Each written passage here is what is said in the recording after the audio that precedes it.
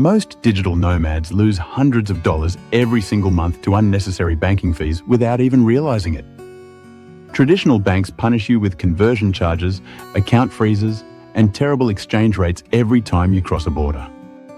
It's a silent tax on mobility, but it doesn't have to be this way. Today, I'm going to show you exactly how to choose the right multi-currency bank in 2025 if you're a digital nomad or remote worker. This is educational content only, not legal or tax advice. Think about your situation. You work remotely from different countries. You might get paid by clients in the US, Europe, or Asia. Some pay in dollars, some in euros, some in local currencies. You're constantly moving between borders, but your old-school bank at home acts as if you've done something wrong just for logging in abroad. The result? High fees, constant stress, and in some cases, losing access to your own money when you need it most. Let's break this down with real numbers. A typical conversion fee is around 2 to 4%. On a $3,000 client payment, that is $120 gone instantly. Add wire fees of $15 to $50 per transfer, plus ATM withdrawal charges, and you could be losing $300 or more each month just because your bank isn't designed for global living. And that's before we even talk about the hidden exchange rate margins, which are often worse than airport kiosks. Traditional banking systems are built for people with one local employer, one tax jurisdiction, and one permanent address. That model completely breaks down when you live and work internationally. You don't fit their mold, and so the system punishes you for being mobile. That's why multi-currency banks exist, to serve people like you who aren't tied to one country, one paycheck, or one financial system. These banks offer several key advantages. They let you hold balances in multiple currencies simultaneously, so you don't get forced into unnecessary conversions. They provide you with local account details in regions like the US, the UK, the EU, or Australia, which means clients can pay you like a local. They give you real market exchange rates with transparent fees, not inflated rates with hidden markups. And most importantly, they're built mobile first, so you don't depend on walking into a physical branch or mailing paper forms just to unlock your own funds. So how do you evaluate which multi-currency bank is right for you? Use these 5 criteria. First, analyze the fee structure. Don't just look at the headline. Check conversion fees, ATM withdrawal costs, monthly account fees, and hidden charges that appear in the fine print. Second, check currency coverage. Make sure they support the currencies you actually earn and spend, whether that's US dollars, euros, pounds, Australian dollars, or Morinish currencies like Thai baht or Mexican pesos. Third, examine compliance and stability. Some institutions freeze accounts the moment they see multiple logins from different countries. Choose providers known for tolerating global activity. Fourth, verify accessibility. Do they ship debit cards internationally? Does their app work worldwide without blocking VPNs? And fifth, confirm integration. A good Nomad bank should work seamlessly with PayPal, Stripe, freelance platforms, and your business accounts. If a provider fails on any of these 5 criteria, treat it only as a backup, not your main account. Let's look at real examples. Wise is one of the strongest global players. They provide local account details in over 40 countries and use the mid-market exchange rate with clear, upfront fees. If a US client pays you in dollars, you can keep those dollars in your Wise account, convert only when you want, and pay local expenses in Europe without getting punished by your traditional bank's inflated conversion.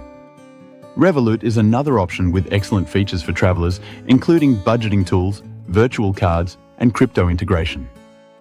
But be careful. Their exchange limits and weekend markups depend heavily on your plan level, and those details can change. Always double-check the current terms. N26 is popular in Europe, offering clean mobile banking with built-in spending analysis, but its availability depends on your residency.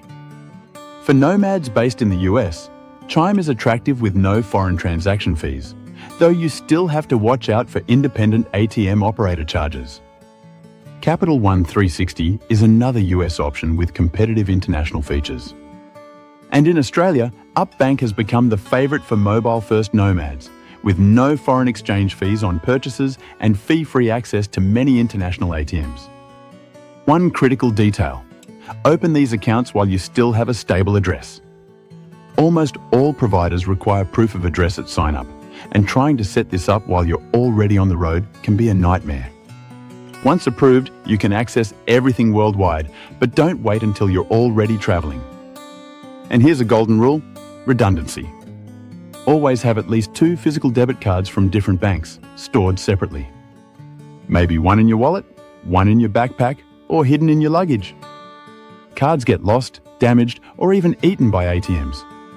Having backups means you're never stranded without cash or access. Let's talk about common mistakes. One is relying on a single bank account. That's a recipe for disaster. Account freezes happen, cards fail, and systems go down. Relying on a single bank is gambling with your mobility. One freeze and you're locked out of your own money abroad. Another mistake is ignoring daily or annual transfer limits. If you're moving larger sums, those limits can block your business transactions at the worst possible time. And don't underestimate ATM operator fees. Even if your bank doesn't charge you, the machine owner often will. Lastly, some nomads assume crypto will solve everything. But acceptance is inconsistent, regulations vary, and crypto alone won't keep you afloat.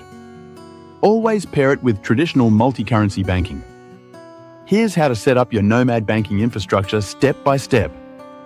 Start with one global account like Wise or Revolut. Then add one regional account based on where you spend most of your time.